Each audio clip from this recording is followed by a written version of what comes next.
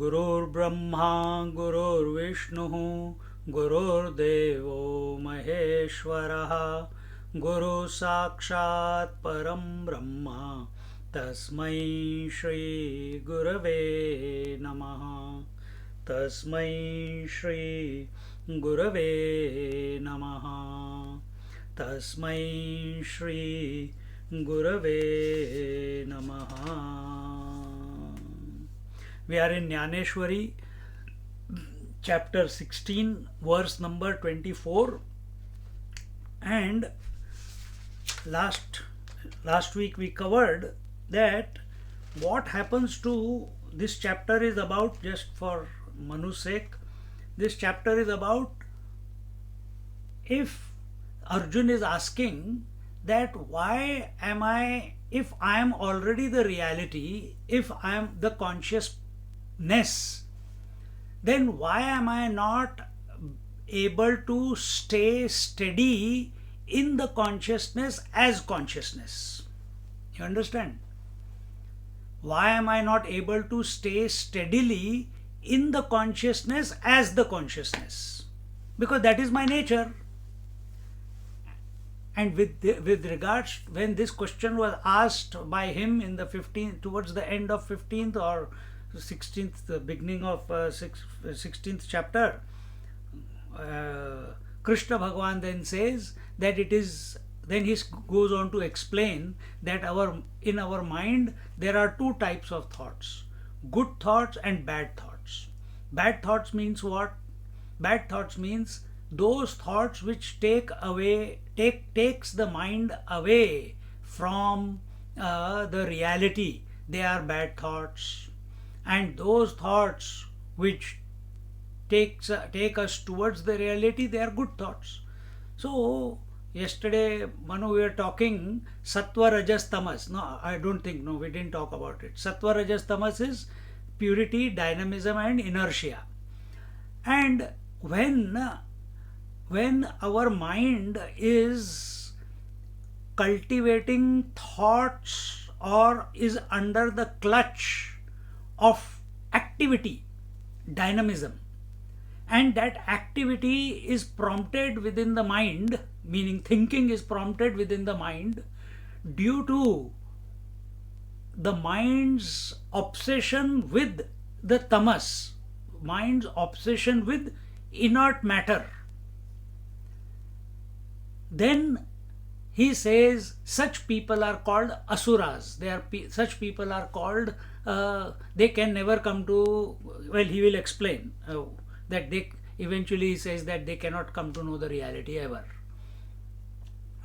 So I gave the example, Ravan comes, Duryodhan, they were all, reality is there in them, but they always wanted what others had, and therefore never, even if Krishna was in front of them, they never had the acumen or the ability to strike a friendship, to surrender to him like Arjun did, or Yudhishthir, or the Pandavas did, Kunti did, our Vidur Maharaj, he did, Uddhav did, so many people did, Draupadi did. As long as she was thinking that I am someone, I am being disrobed, till then Krishna did not come. And in the end, when she gave up completely and just kept thinking of Krishna, then that Krishna became the sari. See?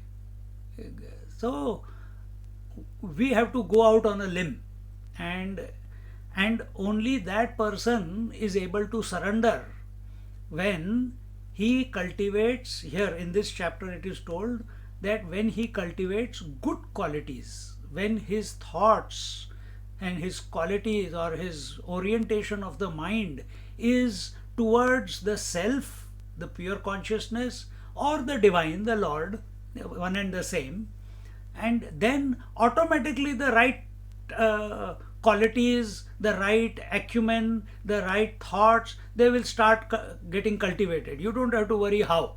All we have to do is make the choice of thinking of the divine, because only when we transcend, go beyond the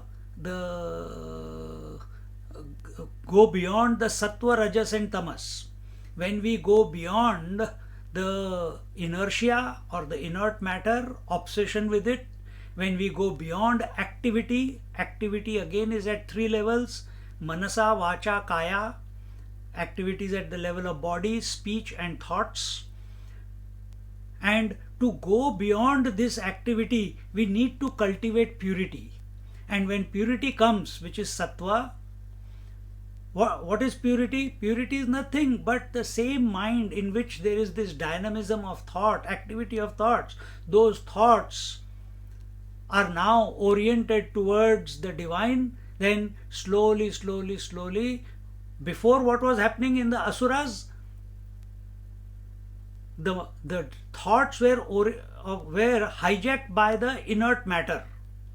Now we are making a conscious effort to direct the flow of thoughts towards the divine realm, towards the self, that which is that I am. At this moment it's only a conviction. It is not a I don't have that, even though that experience is always, but I feel I am unavailable to it. And every now and then a glimpse comes, like it came to Arjuna, a complete feeling of contentment, tranquility, samadhan, nirankusha tripti, complete unexplainable contentment.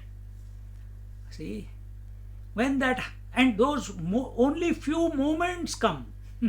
Just like I just had dinner, after dinner now the idea of food has gone out of my mind. Complete contentment with regards to the pangs of hunger. See,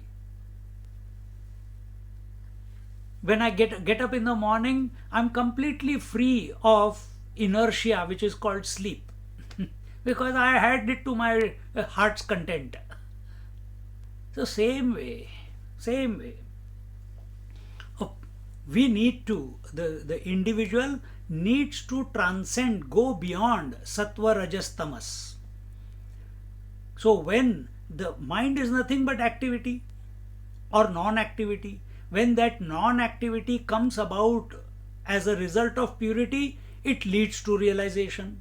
When that non-activity of the mind comes about due to exhaustion,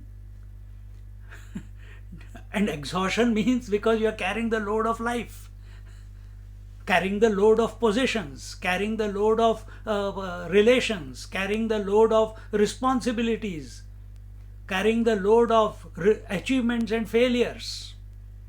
And all that is in the world, and world is extrovert. That is where the world is.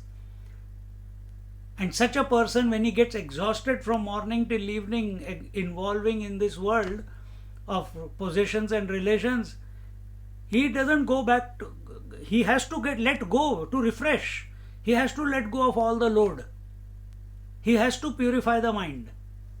But it happens under the spell of ignorance. It doesn't happen as a result of knowledge. Doesn't happen with alertness. It doesn't happen as a result of contemplation of the divine. The mind becomes empty every night as a result of contemplation of ignorance, which is called sleep. See? This is our lot. Now, even if you understand just now what I explained, and you just keep your mind, make a conclusion within the mind, a decision that, okay, if this is it, I just need to consciously with alertness, with vigilance, make sure that my thoughts are continuously moving towards the divine.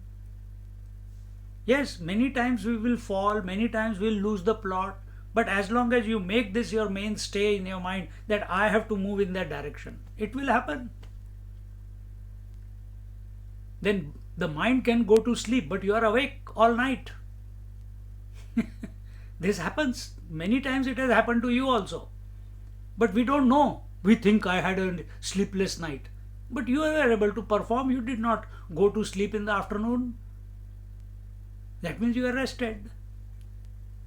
You meaning the mind was rested. You are not the mind. But because of our identification, we think we are the mind. So, with that thought, we came here.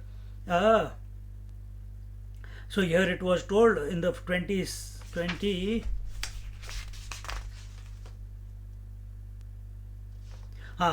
त्रिविधम नरकस्येदम Dwaram नाशनम आत्मनः काम क्रोधस्तथा लोभः तस्मादेतत् त्रयं त्यजेत्. So in the 21st verse it was told that when we are oriented towards the world, when our mind is oriented, or the individual, who is individual? Consciousness, the self, identified with the gross, subtle and causal. Where is this idea of gross, subtle and causal? Where is the idea? Where is this concept of gross, subtle and causal? It's in your mind only, isn't it? So we are identified with the mind, and as a result the individuality comes into existence, which is actually not there. But that's our experience at this moment. So the instruction is being given to this individual that as long as, my dear, you are extrovert, as long as all the thoughts in the mind are thinking about the world, the inert matter, that which is changing, it will lead to three gates of hell. What are they? Kama, anger, desire, anger and greed. And I told you in that class few weeks ago that desire, anger and greed, these are the first three chakras, the Mooladhara, the Swadhisthana and the Manipur. We need to transcend that. We need to come to the heart. And as long as we are addicted to the world, obsessed with the world, attached to the world, then the desire, whatever you get attached to, you have a desire for that. Whatever we have desire, we want more of that. If we don't get it, we get angry. And if we get it, we want more. Greed. And greed also can never be satisfied, so eventually it leads to anger, because if anyone is coming in between what you want and is becoming an obstacle, anger towards that. And such people, slowly they cultivate this little bit of anger, little bit of greed, little bit of attachment. But as the momentum, the domino, as the momentum keeps increasing exponentially, such a person becomes a Ravan then. He is ready to destroy the world in order to satisfy his desire. He is ready to break all the rules of the society, break all the rules of dharma in order to satisfy his desire. And such a person is Asura. Sura is divine, Asura is undivine. And with these, so one, therefore it was told, where are we? Tasmad etab trayam tyajet. Therefore, discard these three, desire, anger and greed. Discard them. Then it was told in the 22nd verse, Etair vimukta kaunteya tasmodharaistribhirnaraha acharatyatmana shreyaha tato yati param gatim. In the 22nd verse, it was told, O person, O son of Kunti, Arjuna, who is freed from these three gates of darkness, three gates, desire, anger and greed, only such a person practices what is good for him and then reaches the highest goal. So here it was told, Acharati Atmanah Shreyaha Tato Yati Param Gatim. Tato Yati Param Gatim, he reaches the ultimate goal, the highest goal. How does he? Only when Acharati, when he conducts himself in towards the good, in the good qualities, good attributes. And what is good? Atmana. So what is good for self? Intuitively everyone knows anger is not good, because we are the first ones to suffer that anger. You see, nobody has to tell us. So whatever is good, sometimes when we want to walk the path of good, it seems, yeah, it is difficult one. I can easily avoid all the hardships if I take this way. Take the other way. It seems that way, but it is not helpful, because the path that is easy leads to indulgence. But instead of, we must choose what is right. We must not choose what we like. You understand what I am saying? Life is not about doing what we like. Life is about doing what is required to be done and which is right according to dharma, according to the righteousness. And therefore, after having said this, he said in the 23rd verse that how do we know what is right? How do we know what is righteous? How do we know what is dharma? Are we going to, are the instructions given to us on the road? Is the government going to tell us what is right or wrong? What is good for me? Education, government gives you education system. It has not given me the happiness by going to the school or university. I'm still at the same crossroad.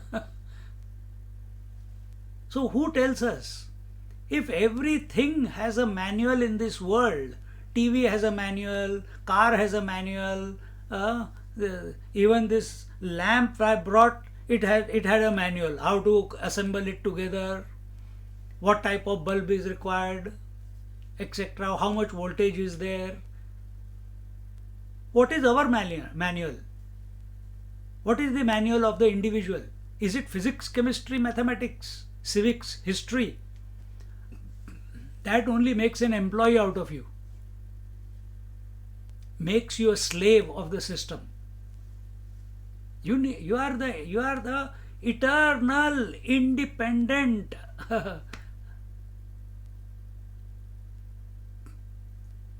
principle, living as if the world is too big, the world is too difficult, the world is hard.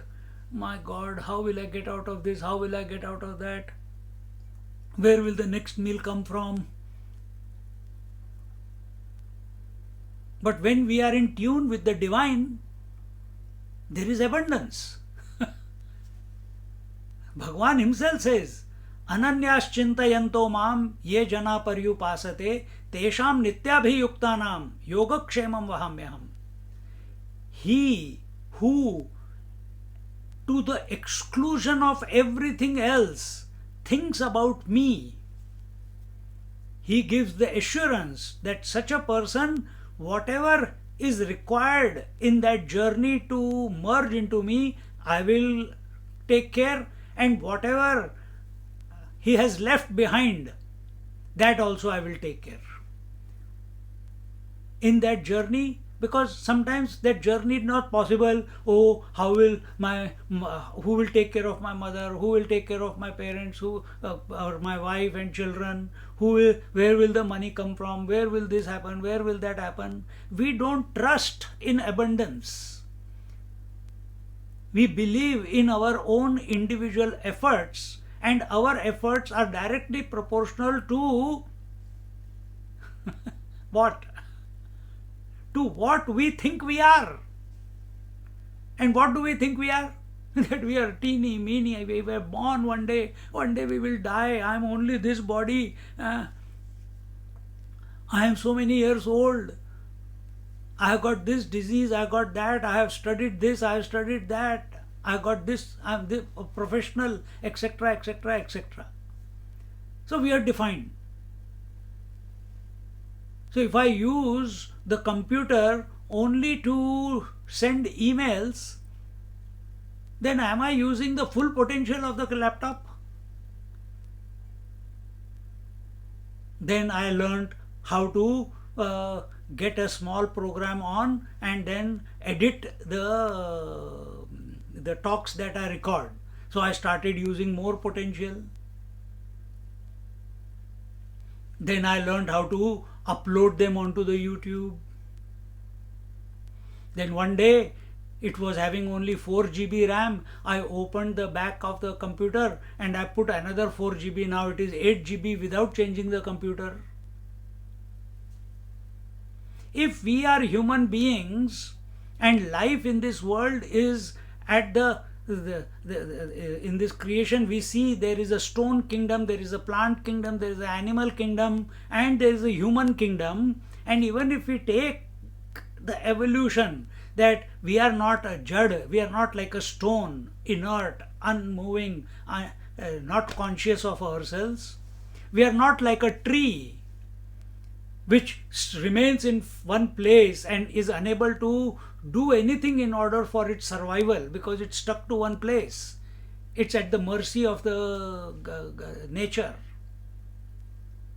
Little bit further we come to the animal kingdom. They can move around for getting food, for survival. They become territorial. We move further, evolution went on, and then came the human being. Only human being has a choice. Only human being has the idea that I should comb my hair and look beautiful, I should use shampoo, I should brush my teeth. Animal kingdom doesn't think that way. It doesn't have a choice. It lives on instincts.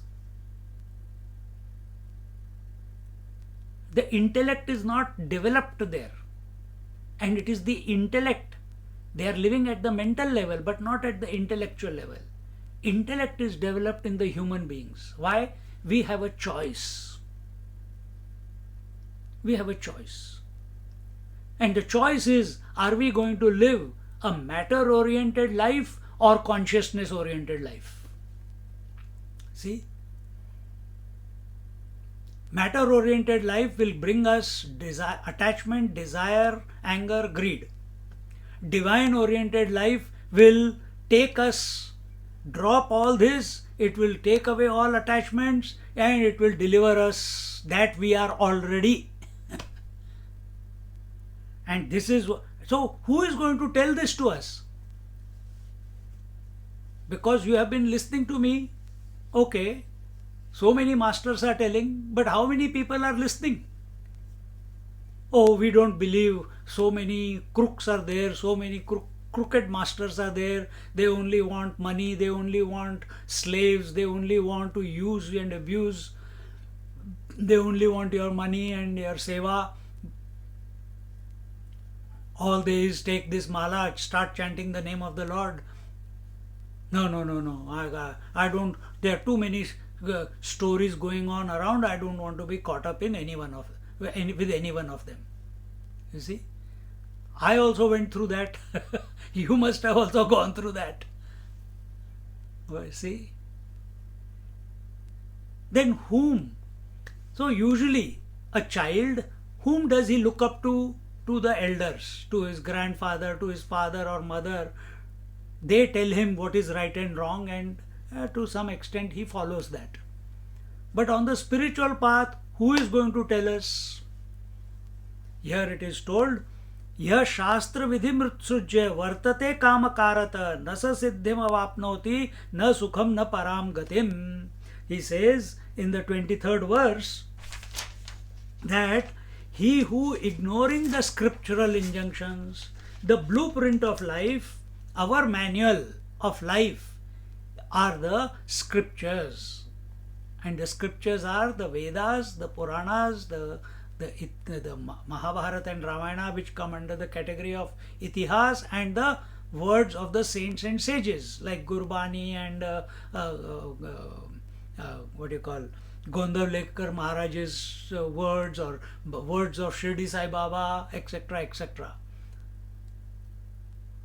See? So we must live our life according to the ways of as given in the scriptures. An easy way, because there are so many scriptures. Which one you are going to start with? Start with Bhagavad Gita, which is the essence of all the scriptures.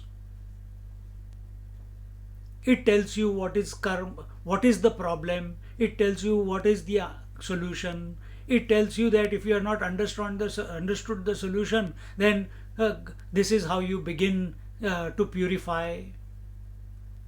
Karma Yog, Bhakti Yog, Dhyana Yog, Sannyasa Yog, Karma Sannyasa Yog, Jnana Karma Sannyasa Yog, Purushottama Yog, Gunatita Yog. There are so many different from gross to subtle and beyond. It is taking you. It is giving you the direction of how to purify. Who? Bhagavad Gita. That's why we are studying, to reform our mind. Because mind thinks. Question is, what type of thoughts is it thinking? So if we do not, if a person indulges in his desire, na sa siddhim avapnoti na sukham na param gatim. If a person continues to vartate kamakarata, if he continues in spite of the scriptures available, even then he continues to indulge in desire oriented lifestyle. Such a person can never be happy in life, and he can never attain the highest goal. This highest goal of God realization or self-realization, this option is available only for the human being. Only for the human being, not for everyone. And among human being also you will see, I told you the stone, the tree, the plant kingdom, the animal kingdom, and the human species. Many humans, they live like stone. Many humans live like trees, tamasic. Many humans live like animal, rajasic. Then what does it mean to be a human? To be a human means simple. We are not even talking about the highest goal, which is self-realization or God realization. Merely to be a human means a person who has his mind under control. He is called a human. Who's living the good qualities, he is a human. See? Now when this happens, then he becomes available to the higher. What next? Now I've controlled my senses, I've controlled my mind, I've controlled my desires to a large extent. Now what after this? This stage in yoga-bhyas, it is called as pratyahar, where the mind has withdrawn from the world. In spite of the world, it is not getting involved in the world. Now what next? Then comes dharana, dhyan, samadhi. Then comes the scriptures. Then you will be, with that quality of mind, you engage with the scriptures, you engage thinking about the Lord, thinking about the leelas of the Lord, contemplating on the self. Like that, you will be in meditation. Meditation cannot be done. It is the result of contemplation. Just like sleep cannot be done. All activity is moving you towards sleep. But because you are lying in bed doesn't mean you have slept. When you have slept, you are not there. When you are meditation, the meditator has vanished.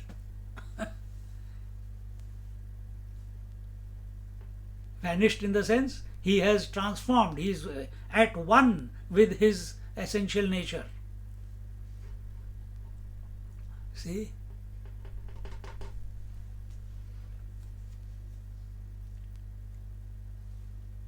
So the purpose of scriptures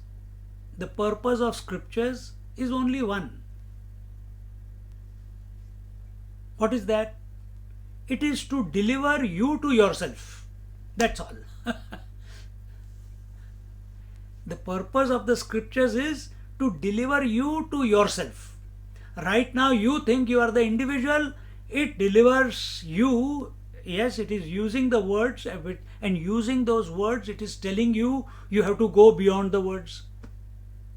There is no scripture in the entire world other than the Gita, the Upanishads, the Sanatan Dharma, where the scriptures themselves say that you have to disregard us once you have come to a certain level.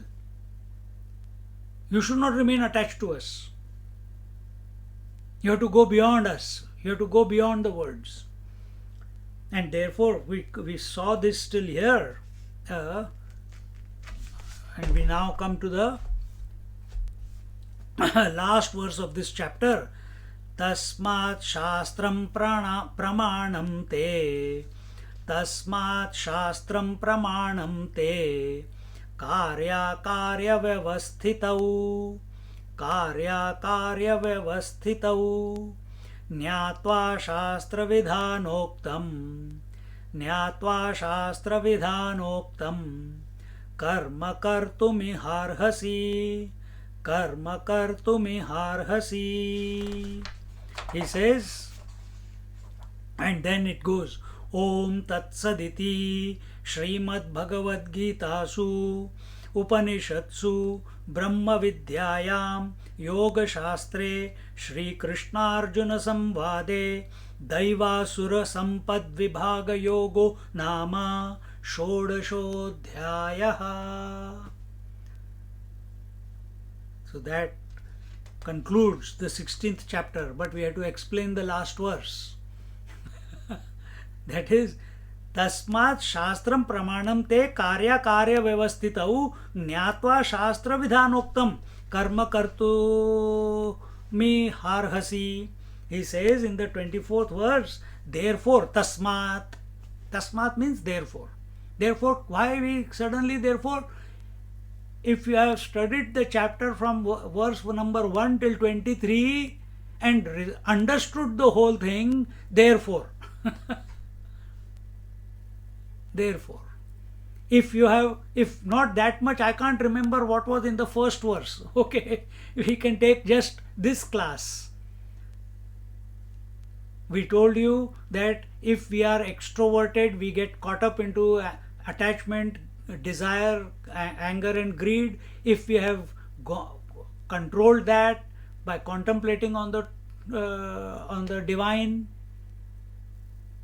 if we have understood that how to live a righteous life, an integrated life, a divine oriented life, only scriptures can tell us, God can tell us from within our heart, or saints and sages can tell us. These three places are there. See? And last week or in yesterday's class we said, when the student is ready, when the seeker is ready, the teacher appears. And we saw yesterday a few examples where all of us in our life, the teachers have come when we are ready. Without deciding that this is my teacher or that is my teacher. Teacher, whole world is our teacher. But at this moment, to cater to this need to realize, this urge to realize, the urge to be happy and tranquil, the urge to be content, the urge to be free of all responsibilities, then we are truly responsible. If Krishna Bhagwan can say that if I had never lived my life on this earth with attachment or without taking sides to Pandavas or Kauravas, then let this Parikshit, who was killed by Ashwathama by an arrow in the womb of his mother, let this child come back to life. And what is the statement he is making? If I had lived a life of non-attachment. Who is saying, who is fighting? It seems, when we look by our eyes, it seems he is on the Pandavas side. Whom are we looking at? He who has got 16,108 wives and 10 children from each wife. And he is saying that I have lived a life of non-attachment. That he has been a brahmachari throughout his life. Therefore, this child must come back to life. Can we say that? That we are living a life of a self-control? Or are we living a life of indulgence? So, our attitude should be, with every passing day, we must shine more. We must become more pure. And that happens by letting go that has not worked till now in life. And for that we come to satsang, so that we get convinced about the reality, we get convinced. Who needs the conviction? The intellect needs the conviction. Until and unless it doesn't get convinced, the journey will not move in that direction. Until and unless I did not get convinced that I need to study, my intellect did not get convinced that I need to study the scriptures, that I need to meditate every day, and this environment, this work environment, this family environment which I was in 20, 30 years ago, that it was not conducive. But I don't want to leave. I don't know where to go. But conviction is there. From childhood the conviction is there that the purpose of life is moksha. The purpose of life is realization. And it has not been that because I became convinced, so it happened straight away. No. Many times I slipped. We all slip. But the question is, just like that small child, many times he falls, but he gets up and eventually learns how to run. So is our life a reflection of continuous application, a continuous attitude to be perfect?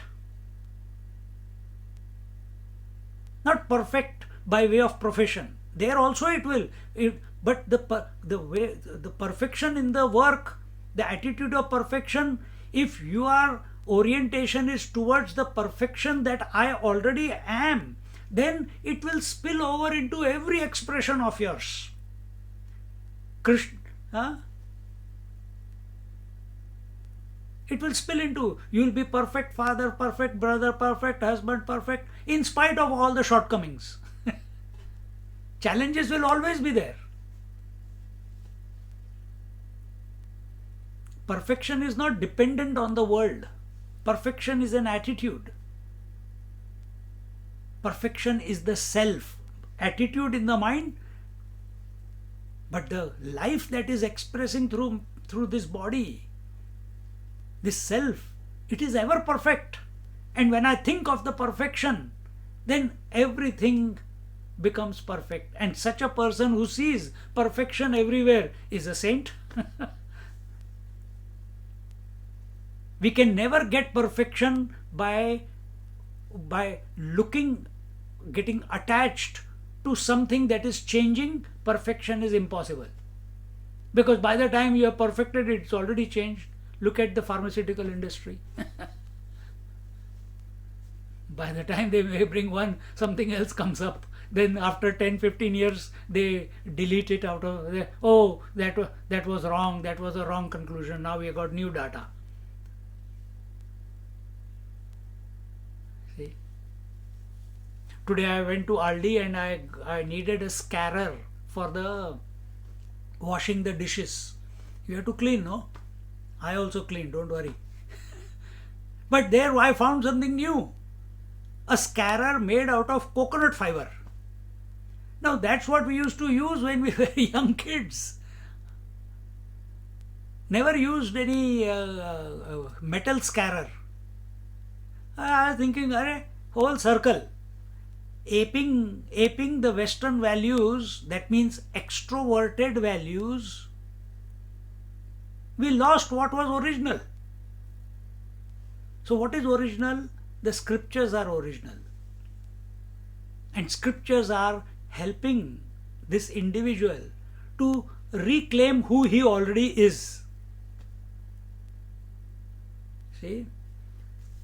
So therefore, let the scriptures be your authority for determining what is your duty and what is not. We must become convinced, and scriptures help us in that. And the mind coming from India is automatically oriented to a large extent, and that is that there is some other power beyond this body. This consciousness that is there is much more than this body. What it is, we don't know. What is God? Give it a name called God, we don't know. We make the God in our own image. That's what they say. Instead of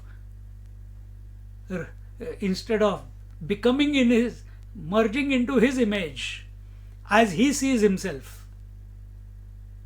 He doesn't see himself with any form. But we have reduced that infinite one into a finite form, and we say, so that we can relate with him. But that also we are not able to do successfully. See? So here now Jnaneshwar Maharaj says, Ya karane pai bapa jaya athi apuli kripa tene vedanchiya niropa anana kije patichiya mata anusaro ni pativrata anayase atmahita भेटे ते नातरी श्री गुरु वचना दिठी दे तू जतना शिष्य आत्म भुवना माझी पैसे हे असो आपुला ठेवा हाता आथी जरी यावा तरी आदरे जेवी दिवा पुढा कीजे तैसा अशेषा ही पुरुषार्था जो गोसावी हो म्हणे पार्था तेने श्रुती स्मृती माथा बैसणे घापे शास्त्र म्हणेल जे सांडावे ते राज्य ही तृण मानावे जे घेववी ते न म्हणावे विष ही Veeru. He says, for this reason, Krishna Bhagwan is telling Arjuna, therefore for this reason, O Arjuna, one who has solicitude for his own good, that means he thinks about his own good. The problem with us is we never assess our life, that whatever we have been doing till now, has it given us peace, tranquility, solace? We are addicted to the temporary joys, temporary tranquility. You take a drug, tranquility. You take alcohol, tranquility. You take a smoke, tranquility. You take food. I'm content right now, but tomorrow morning I'll be hungry again. So have we assessed that we have been running after only temporary joys, temporary contentments? And scriptures are saying, masters are saying that, hey, like Satya Sai Baba used to say, I am God, you are God. I know it, you don't. So make yourself available to know to know Lord as He is by surrendering to it. One who has solicitude for his own good should not disregard the dictates of the Vedas. So if you are, suppose you have done the yoga, what will you achieve by yoga? other than flexible body? What will you achieve by pranayam? Pranayam tells you one thing. What is that? You go beyond hunger and thirst. Hunger and thirst is the propulsion from inside to make us active, make this body active, makes the desire come in the mind. You control your pranas, hunger and thirst is under your control.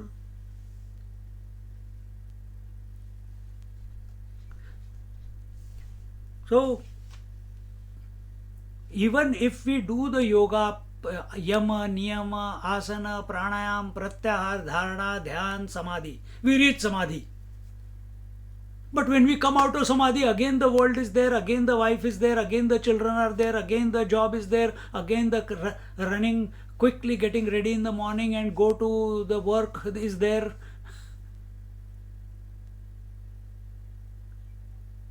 Again the hunger and thirst, again the possibility of getting clutched by likes and dislikes, possibility of getting affected by praise and insult, possibility of getting caught up in comfort and discomfort.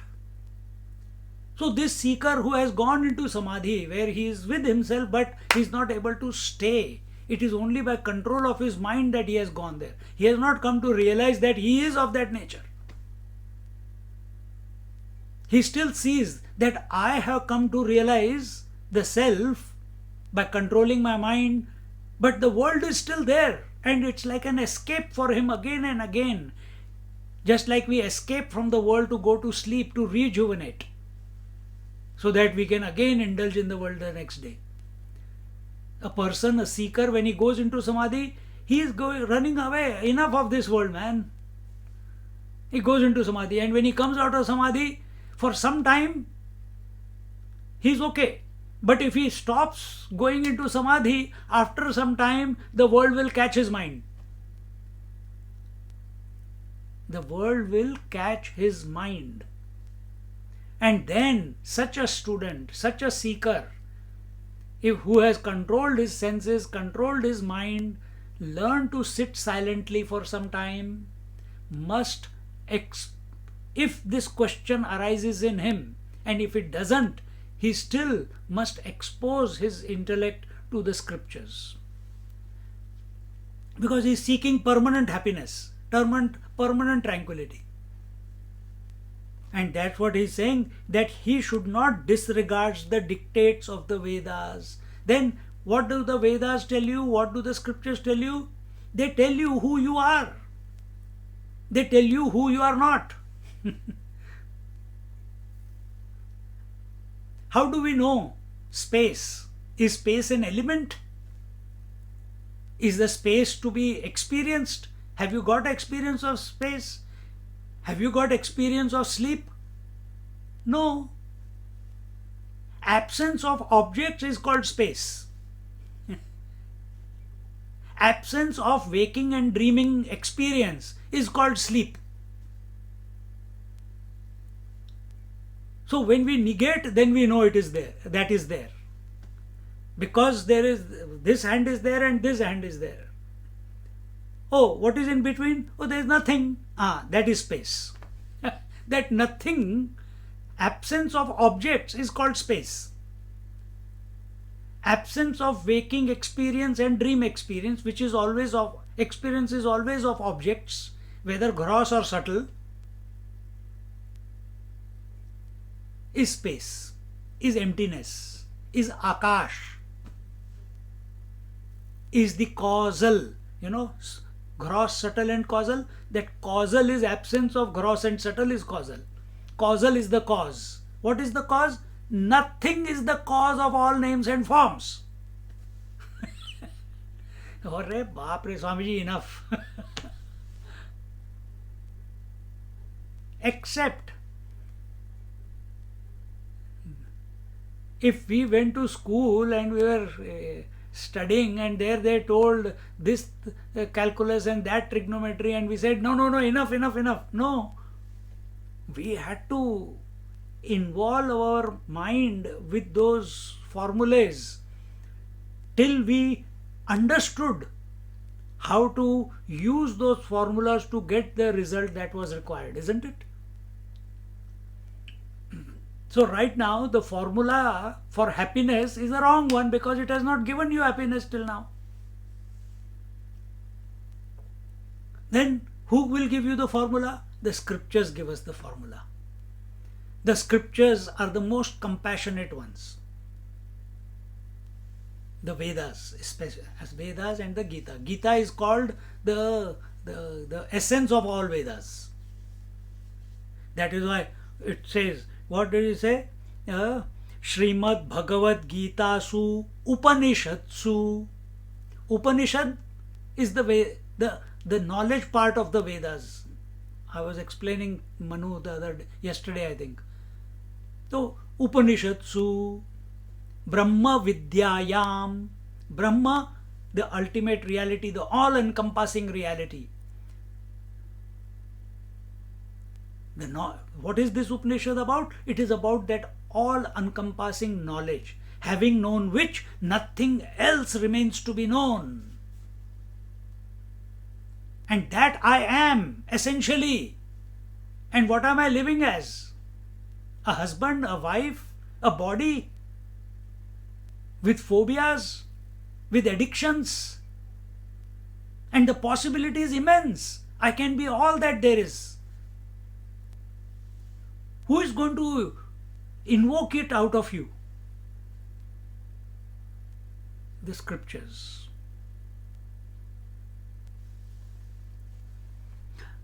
A loyal wife wins the favor of her husband and thereby secures her good. The disciple who molds his conduct keeping in mind the instructions of the preceptor attains to the knowledge of the self. Moreover, if a person has hidden his treasure in a dark place, he has to take a lamp to get it back. In the same way, if you have hidden the treasure, you have to take a lamp to get it back. Otherwise, you will only fall 100 times before. And where will you be looking? You will be looking in darkness, not knowing the exact place where you have hidden it. So the lamp, the light, and that lamp are the scriptures. Here I think that's what he says. Same way, if one desires to master the four ends of life, he must show profound reverence to the rules laid down by the scriptures and code of law, Smriti. So this is the basic requirement. If you want happiness, tranquility, solace, realization, God realization, self-realization, nirvana,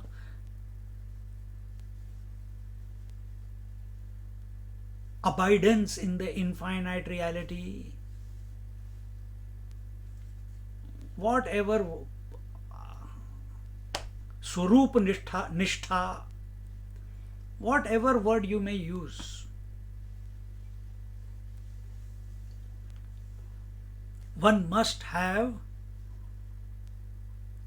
reverence towards the scriptures. And that is why we call ourselves Sanatana Dharmi. Sanatana means eternal, Dharma means so many. Eternal duty, eternal righteousness, eternal good, eternal responsibility. Remember, eternal is common. All the other meanings of dharma, even the Sanskrit language dictionary doesn't give you the meaning of dharma conclusively. For a husband, the dharma is to take care of wife and children and those who are dependent on him. A citizen's dharma will be different. A seeker's dharma will be different. And therefore it is told that a life, it began in this beginning of this Vaivek Chudamani, Dharma, Artha, Kama, Moksha. These are the four areas where an individual puts his effort. He puts effort. So that was our Gurukul system where we put effort to learn the dharma. We learned the scriptures. Today's education system doesn't teach us how to live, how to be happy. So what dharma are we learning? It teaches us distribution of scarce resources is economics. Our scriptures are exactly the opposite. They say there is abundance, don't live in lack. Exactly, diametrically opposite. That there is abundance in this creation. But if we have studied economics in school and university, then we are enslaved by those concepts until we become a seeker. So if we want to change ourselves, our mind, our convictions, our concepts, our notions, we have to have great respect towards the scriptures. And it's not that everything in the scriptures you have to remember or come to know. Not necessary. We don't need to. What is required to you, it will click. It will come. Begin. Have respect. Have reverence. And then he says, and the Smritis give the codes of law. He should renounce what is forbidden by them, even if it be a kingdom. He should treat it as a blade of grass. See? He should renounce what is forbidden by them. So if scriptures say detach from the world, and we are finding ourselves that we are a son, we are a father, we are a husband, we are a uncle, we are a grandfather, etc., etc., etc. And we are, kaise chodu main? How do I renounce all this? Because our education system did not teach us this. Gurukul system, the dharma was taught, it was told, don't live a life of attachment. Do your duties, but don't live a life of attachment. And therefore, if you read the Puranas, you read the Mahabharata, even the Pandavas, when they conquered, became victorious, they handed over everything to Parikshit and they went away to heaven. They went away to the Himalayas. They didn't hold on to the kingdom and indulge. Even that Dhritarashtra, who was so attached to the throne, in the end, when he has lost, his prize was he had to lose forcibly, everything had to be taken away from him. Only then he came to learn. And then he goes to the forest, a defeated person. And there the forest fire consumes him, Gandhari and Kunti. See? And every time something was being snatched away by nature, he was trying to hold on and hold on and hold on and hold on. And his holding on to the throne, to being the king, and not hand it over to the righteous person, Pandu's son, Yudhishthir, brought about the Mahabharata war. And that war is going on in our head. When we are holding on to possessions and relations, there will be a war in this head. Because life is going to take everything and everyone away from you, whether you like it or not. Children get grown up, they get married, they move out. We feel alone.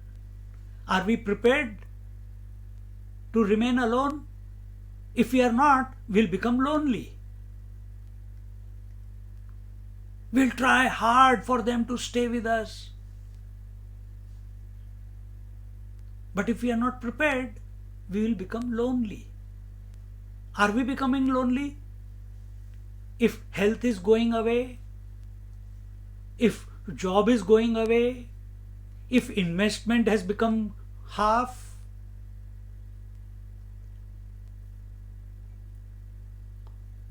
or are we going to accept that this is how it is? My goal is not to maintain all this. This was all happening. It came. It will. I didn't create it. He created it. He's taking it away. That's the right attitude. Our attitude, our orientation of our mind should be only towards the divine. So here he says that he should renounce what is forbidden by them, and even if it be a kingdom, he should treat it as a blade of grass, meaning insignificant. Insignificant. What is insignificance? Wherever you are sitting right now,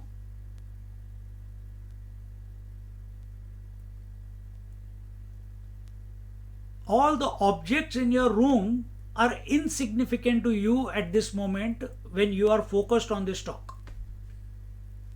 Even the light which is allowing me to read and everything, it is not able to hijack my mind and invoke a response out of this mind, invoke an attachment from this mind. It's insignificant. See, insignificance means when we go to sleep, what is happening in the world? Are you worried about it? It's insignificant. It has got no, because you are not giving value to anything in the world. Therefore, it is insignificant. So live a life moment by moment basis without giving too much value to anything except the divine. Either consider the entire world to be divine, and if you find that hard, then understand that divine is the self. So keep becoming available to the divine in your heart and mind. Keep thinking about him again and again. And in this way, where are we? He should treat it as a blade of grass. One should follow what is enjoined by the scriptures, even though it be a deadly poison.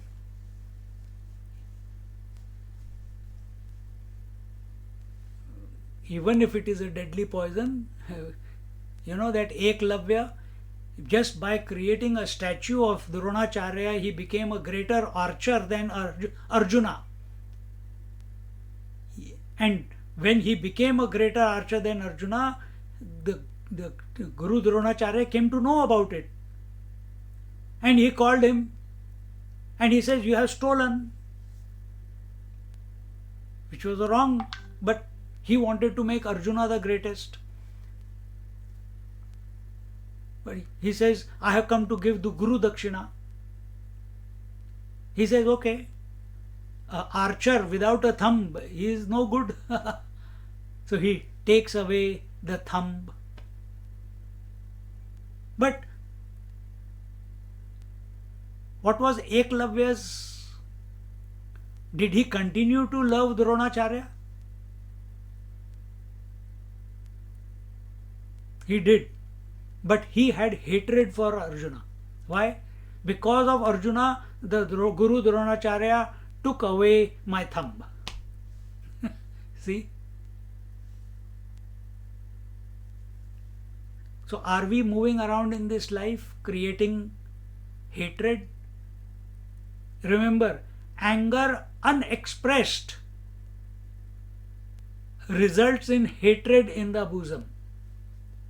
Anger expressed, when that hatred comes out, it comes out as bitterness towards the persons, towards the situations, towards the events. But if in the beginning itself we have given it zero value to whatever is happening in the world, understanding that everything is by divine grace, it is going on. then there's no question of falling into that trap. Then he says here in the 461st verse,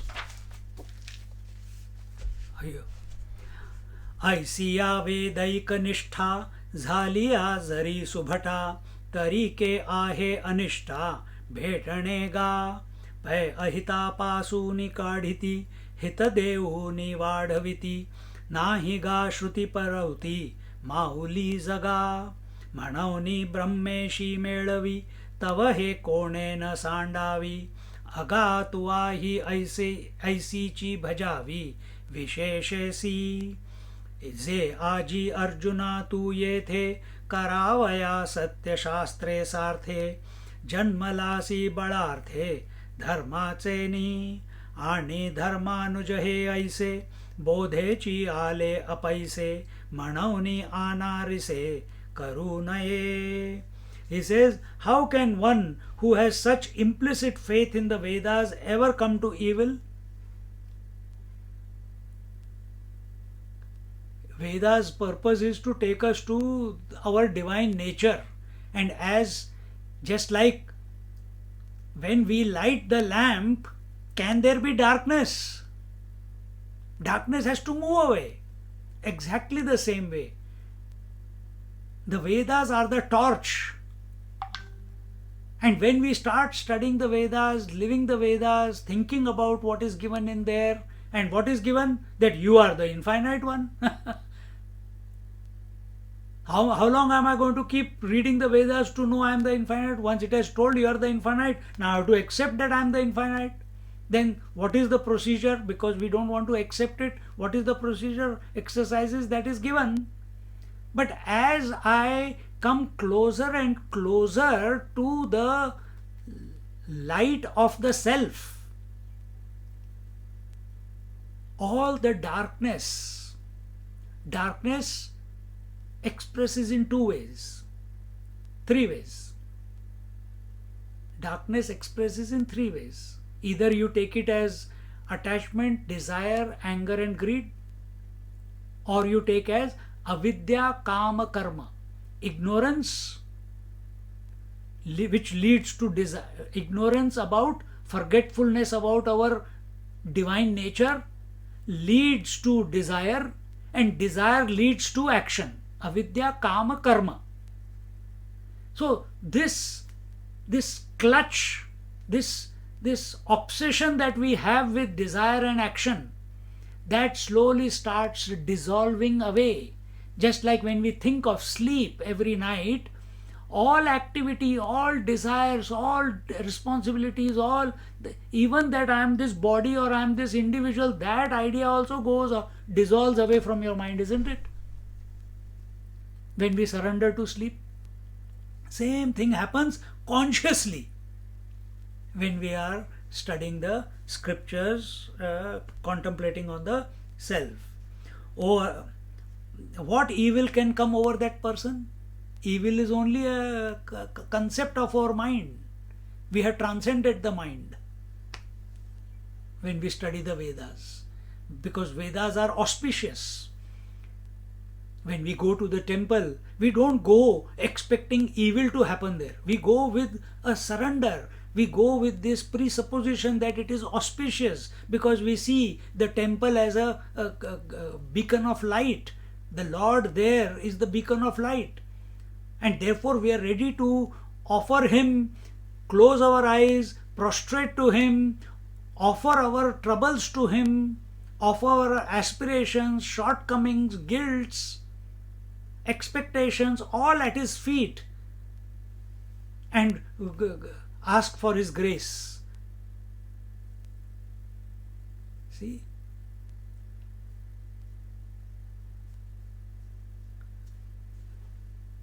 O Arjuna, there is no mother in this world like the scriptures who protects her child from evil and promotes its well-being. Great. There is Matru Devo Bhava, Pitru Devo Bhava, Acharya Devo Bhava, and Atithi Devo Bhava. So mother is in our life. Mother is the first guru. She is the nourisher. Father is the disciplinarian. He nourishes us by giving us discipline. And then we have to detach from mother and father, go to the Gurukul under the tutelage of Guru Maharaj. He is the mother also, the father also, and he is the teacher also, and he teaches you how to see that everything in this creation is nothing but that divine. He is a true teacher. So easy, mother loves you only. She doesn't consider all other children in the world as her children. But this is not the case of the Guru Maharaj. For Guru Maharaj, these are my disciples. But for the scriptures, anyone who comes to it, anyone, it nourishes that person's mind. It helps him or her wherever they are in life to raise themselves above the body, breath, mind, intellect, to raise themselves above individuality. So that dacoit called Ratnakar, who was a murderer, killer, looter, he became Valmiki Maharaj. So that Angulimal, who was collecting because the king had done wrong with him and he had banished him, so he was collecting 108 thumbs by killing people, and the 108th, who came in front? Who came in front of him? Buddha Bhagwan. Merely coming in the presence of Buddha Bhagwan, he became one of the great disciples of Buddha Bhagwan. Complete transformation. Must have taken time, no doubt. But he became available. When we become available to scriptures, the scriptures take out systematically every shortcoming within our within us, within our mind and intellect. I was going to say within us, every shortcoming, so that we come to recognize that we are that infinite reality in essence, in spite of the world, in spite of the body, in spite of the senses, in spite of the mind.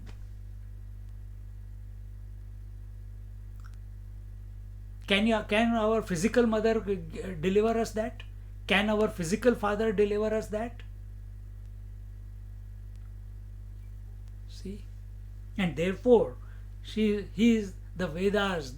Vedas, another word for them is Saraswati Mata. She is alone expressing through there. She is the ultimate mother. And, or if you want to take it a bit differently, there are different interpretations. The scriptures are the words of Lord Narayana, of Vishnu Bhagwan. See? So here he says, O Arjuna, there is no mother in this world like the scriptures who protect her child from evil and promotes its well-being. Therefore, do not forsake this motherly scripture which leads one to the attainment of the Supreme, and devote yourself to her with single-mindedness. Single-mindedness, we can't 24 hours, we can't interact with scriptures.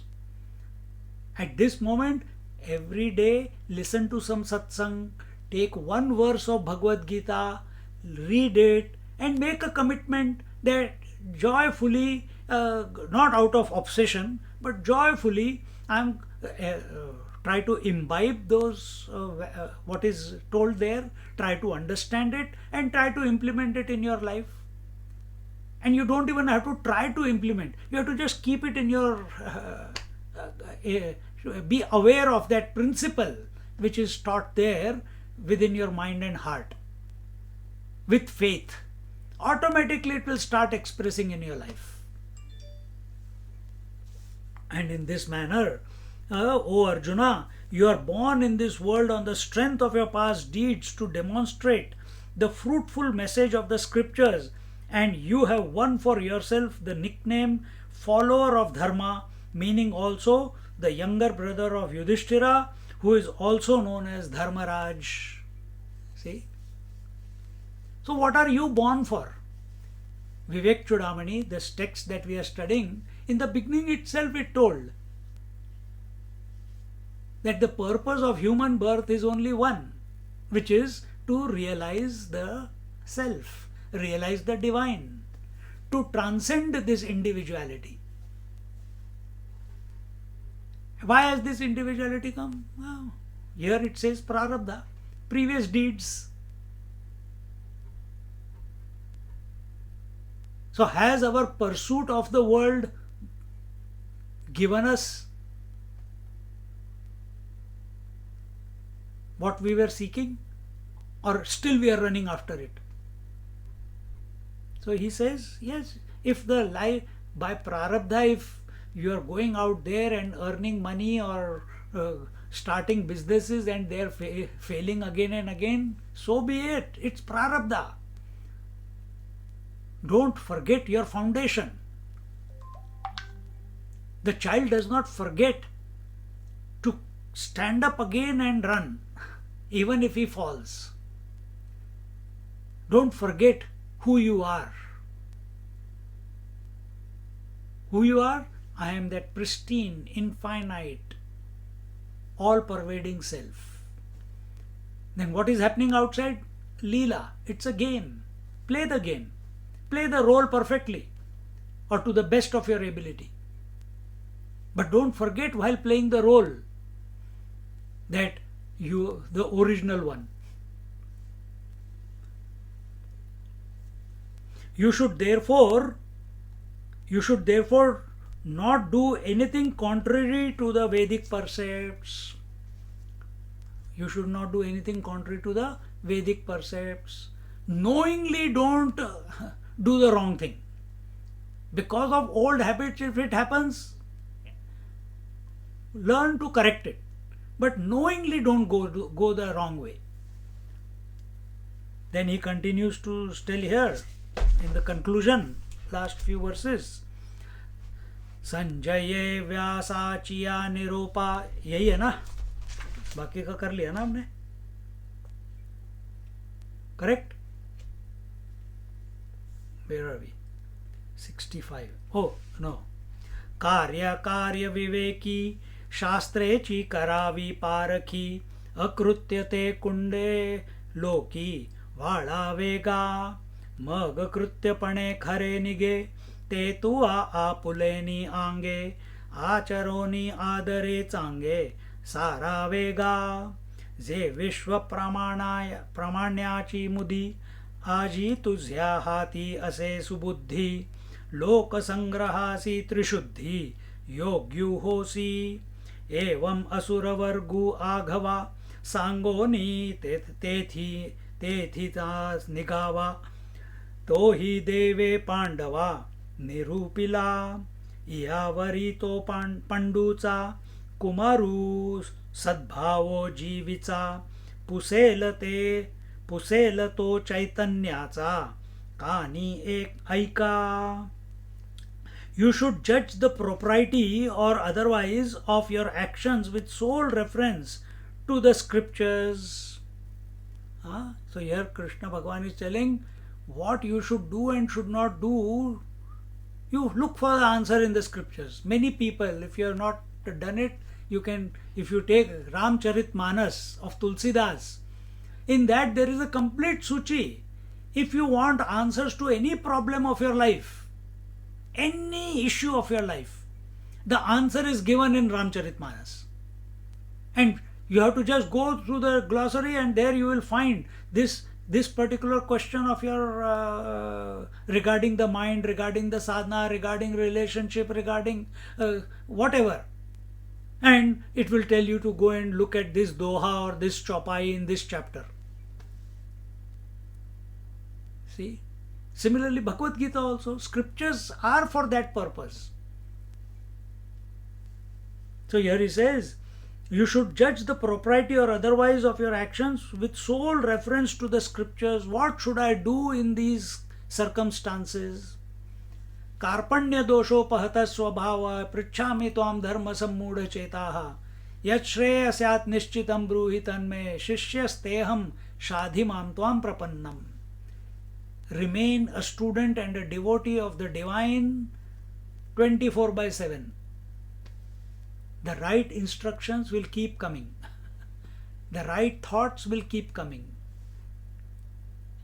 The right experiences will keep coming to prompt you to go and surrender into the divine. Prarabdha will go on, but the sanchit and the agami karma, the continuous dialogue that is going on in our mind with ourselves, unnecessarily, it will start reducing by itself. Don't have to force it. Automatically. And eventually, chitta vritti nirodha iti yoga.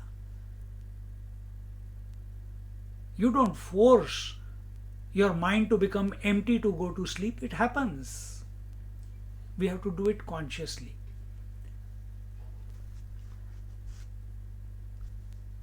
With sole reference to the scriptures, you should shun whatever is improper and carry out sincerely your duties to their completion. Wherever life has placed you, whatever you are convinced of, do your duties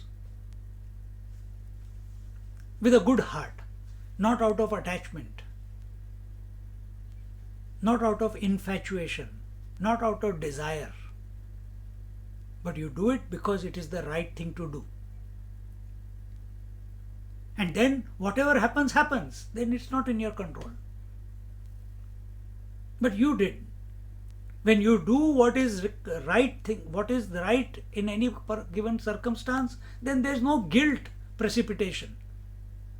That I should have told that person at that time.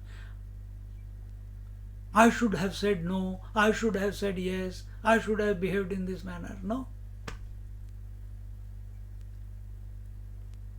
O talented Arjuna, you now possess the signet ring in the form of intellect, which is held as valid all over the world. You have therefore become fit to guide the world by your conduct on the righteous path. See, first time Krishna Bhagavan is telling Arjuna. First time.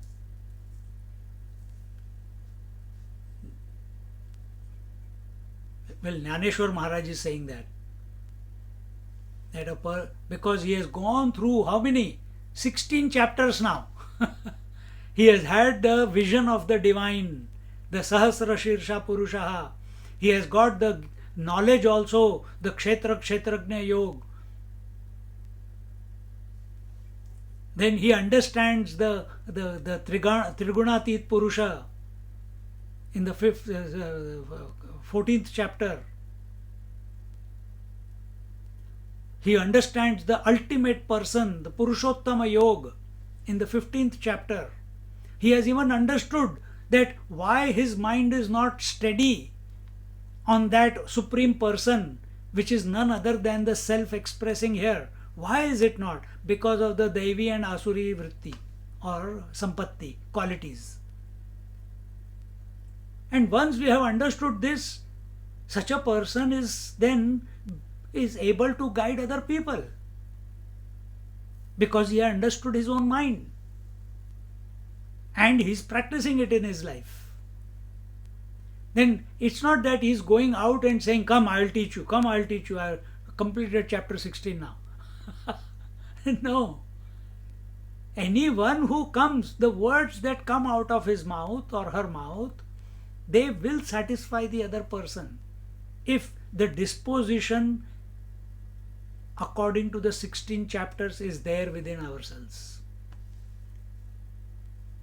Our words will carry the weight.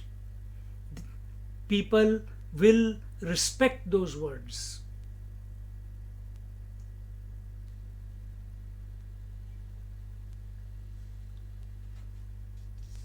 Then in the last 4 verses, Sanjaye Vyasachiya Niropa To Velu Fedila Taya Nrupa Taisa Mihi Nivrutti Krupa सांगेन तुम्हा तुम्ही संत माझी आकडा दिठीचा कराल बहुडा तरी तुम्हा माने एवढा होईन मी म्हणवनी निज अवधान मज ओळ घे पसायदान दिजो जी सनाथू होईन ज्ञानदेवो म्हणे इति Shri Gyandev विरचितायां भावार्थदीपिकायां षोडशोऽध्यायः. In this way, the Lord explained to Arjuna the characteristics of the demonical nature and also the way of escape from it. Now, Arjuna will question the Lord on the nature of faith. Please listen to it attentively. Understand, scriptures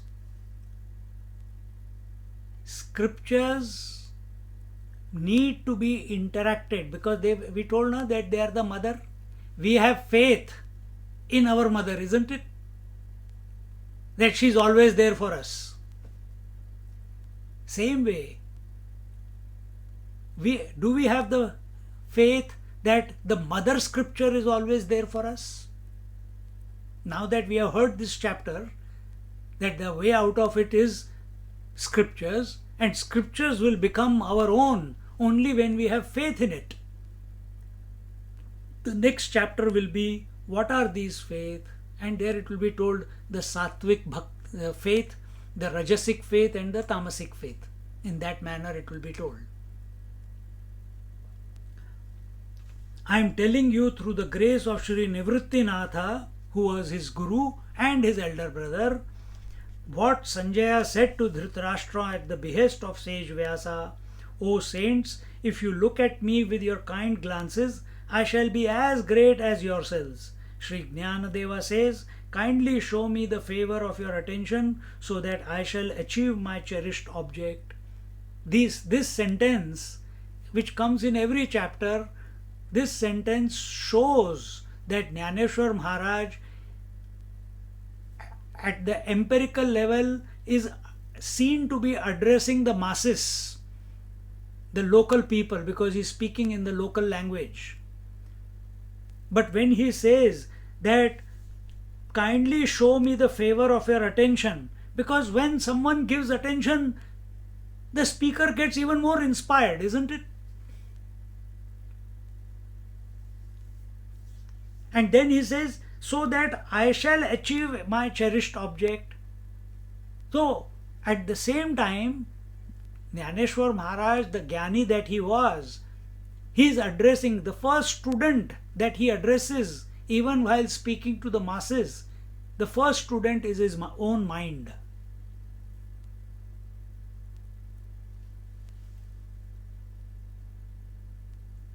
So he is telling, O mind, give attention so that you reach the destination that you have set out for yourself. By age 21, he took Sanjeevani Samadhi. And with this thought, perfect timing, 9:03. With this, we conclude the 16th chapter, Daivasura Sampatti Vibhaga Yogo Nama, and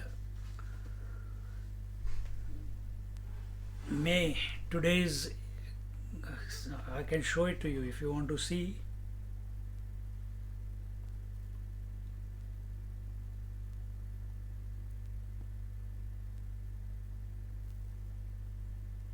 This is the Abhishek going on at Alandi, where Jnaneshwar Maharaj Samadhi is.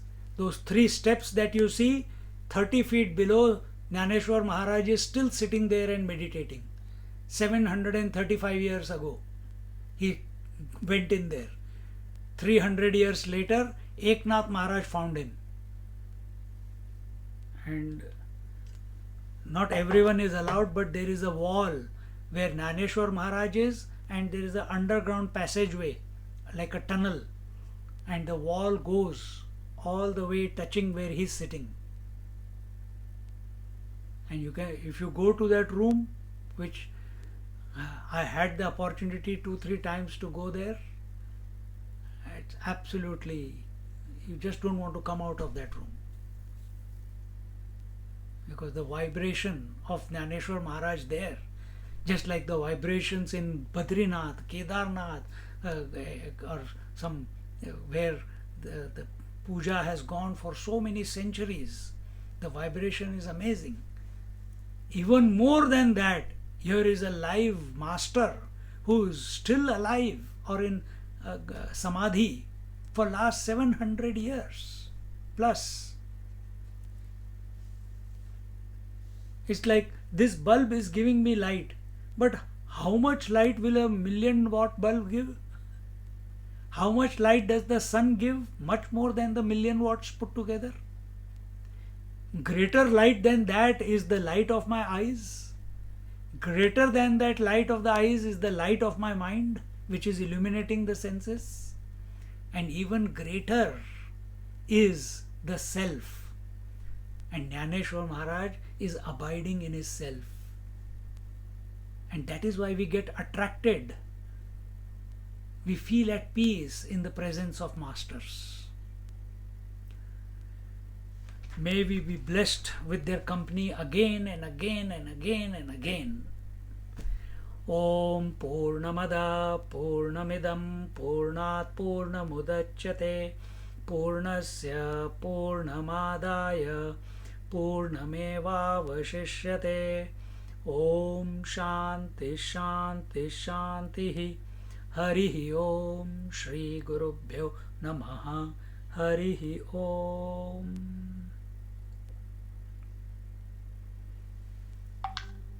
Sit quietly for half a minute.